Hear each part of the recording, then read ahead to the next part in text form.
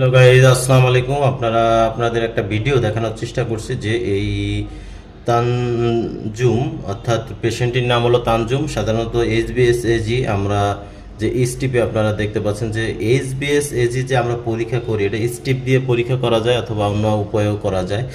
সাধারণত এইচবিএসএজি আমরা পজিটিভ কোন সময় বলি, যখন দুটি দাগ আসে এরকম কালো কালো। আপনারা দেখতে পাচ্ছেন কিনা জানি না, আমি একটু নাড়িয়ে দেখানোর চেষ্টা করছি যে এখানে যদি দুটি দাগ আসে, যেমন আমরা প্রস্রাব পরীক্ষা করি, ইউরিন পরীক্ষা করি, পিটি, ওই সেম প্রসেসেই আপনার এখানে একটি দাগ আসে তবে নেগেটিভ হবে, আর যদি দুটি দাগ আসে পজিটিভ হবে। যেমনটি ধরেন এখানে একটা ডিভাইস, এখানে কিন্তু একটি দাগ আসছে, এই যে